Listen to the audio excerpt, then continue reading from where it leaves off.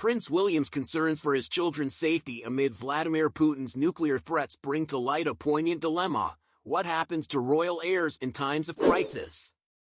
As whispers of Whitehall contingency plans emerge, the question looms: would the Prince of Wales leave his children behind in the unthinkable event of global catastrophe?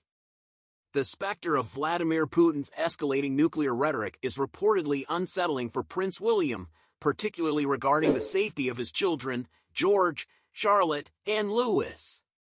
According to a well-placed source, under the UK's Operation Candid, a Cold War-era plan to protect government officials and key royals in the event of a nuclear strike, the King and Queen consort would be swiftly moved to a secure underground bunker alongside Home Secretary Yvette Cooper. However, with limited space available, the plans notably exclude the younger royals, instead prioritizing William and Kate's presence alongside opposition leader Sir Keir Starmer.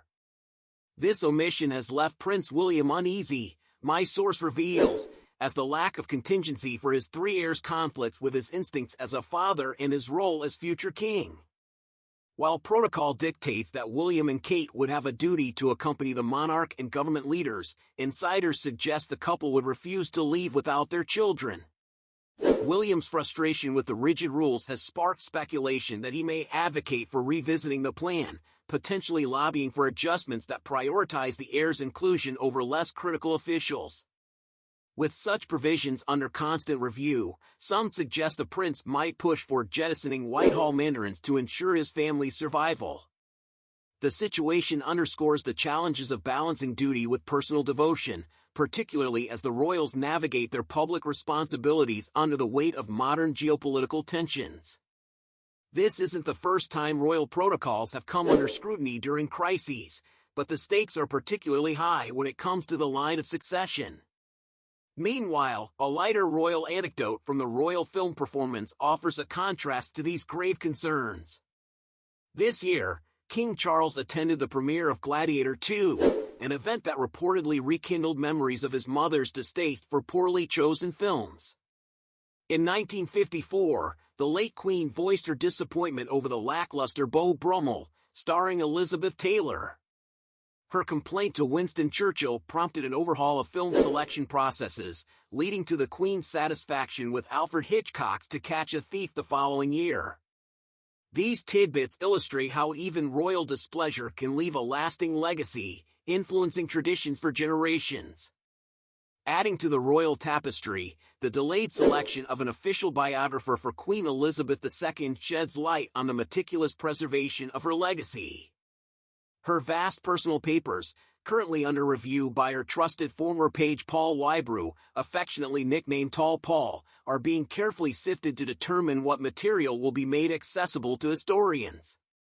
This painstaking effort stands in contrast to Princess Margaret's less discreet handling of sensitive documents, which reportedly included burning material related to the King and Princess Diana. The preservation, or destruction, of such archives will inevitably shape how future generations perceive the late Queen's reign and family dynamics. In a completely different sphere of influence, Sir Bob Geldof reflects on his initial skepticism toward the Pogues and their late frontman, Shane MacGowan. Initially dismissing the band as paddywhackery, Geldof eventually came to admire their raw authenticity and lyrical brilliance, a sentiment that resonates deeply within the Irish music scene. 1 year after MacGowan's passing, his influence continues to be celebrated, highlighting the enduring power of art to capture a nation's spirit. Finally, in a touch of levity, Gary Lineker's agent John Holmes provided an unintended laugh amid controversy surrounding the football star's alleged departure from Match of the Day. A leaked email, muddled by autocorrect, humorously urged keeping shrimp instead of Stamm. The incident serves as a reminder that even in moments of professional tension, humor can find a way to break through. From nuclear anxieties to the quirks of royal tradition and cultural reflections on Irish music, these stories remind us of the human dimensions behind the headlines. As Prince William navigates his paternal fears and public duties, and the royal archives continue to shape historical narratives, the intersection of personal legacy and public responsibility remains at the heart of the monarchy's enduring intrigue.